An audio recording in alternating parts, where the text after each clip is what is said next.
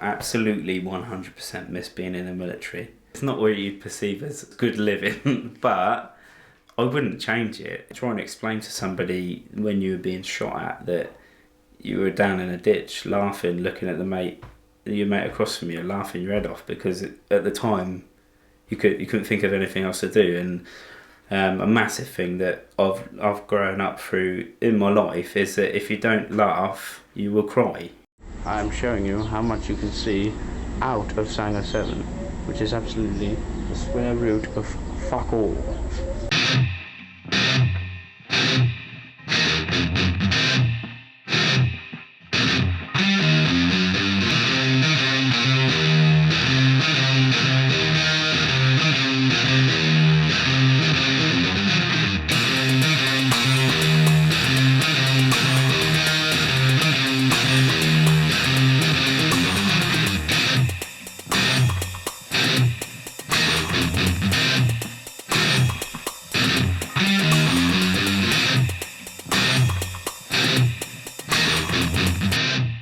I was formally discharged on the 28th of April 2014 because I was diagnosed in 2012 with post-traumatic stress disorder, and then a couple of months later in 2013 I was diagnosed with bipolar disorder as well as post-traumatic stress disorder.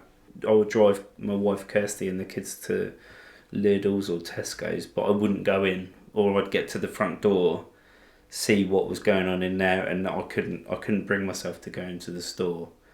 Anxiety plays a massive part in anything to do with post-traumatic stress disorder, because ultimately that's what it all boils down to. It's an anxiety disorder that brings all your emotions and everything to the surface, and it's really difficult to take those thoughts away. When I first met Ben, he was the most laid-back guy that you could ever have met, and then sort of gradually I think things just kind of wore him down. He'd just get quite angry over little things. He was very sort of on edge. You had to be very sort of careful about the approach of the way that you said something, and I think that kind of brought a lot of stress on us as a family. But since we've moved and since Ben's found a job that he's happy with, it has all kind of calmed down really. How do you think he's going to deal with going down the firing range? I think he'll really enjoy it because, you know, he's been used to being in sort of that kind of environment. I think it will be good for him. It's difficult to sort of sit down and talk to Kirsty through everything. The main incident, and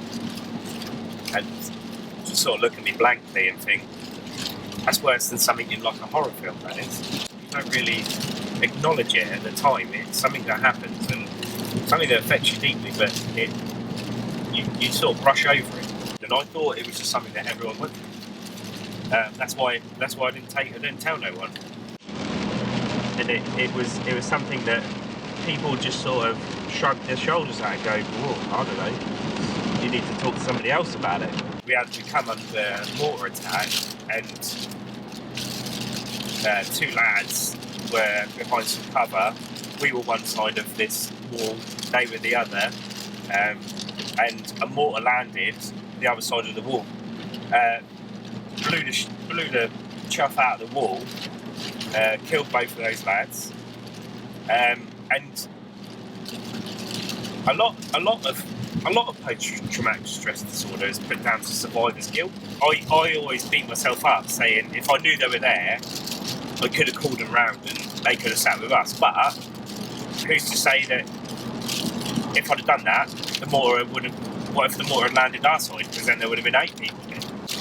And the bit that really, really resonates within my soul and it will never go is I had to carry one of the guys about 60 metres, and it's a really weird feeling. You know what I mean? I've got blood running down my trousers, so it's really, really tough when I get wet trousers on my thighs. That's a real tough memory. I had a flashback in Tidworth where I was carrying like quite a heavy rubbish bag out to the garage to put it in the bin, and the bottom of it pierced and my thighs got wet. Firstly, my wife said that I was stood at the bottom of the garden for about 5 or 10 minutes, just standing there with the bag in my hand. My life rolled on after that because Olivia was born 2 days after I came back from Afghan, and I was so busy with Olivia being born when I came back that I just didn't have the time to think of it. My feet literally did not hit the floor when I came back, and it did take 3 to 4 years before I even realised that, you know what, I need to talk to somebody about this.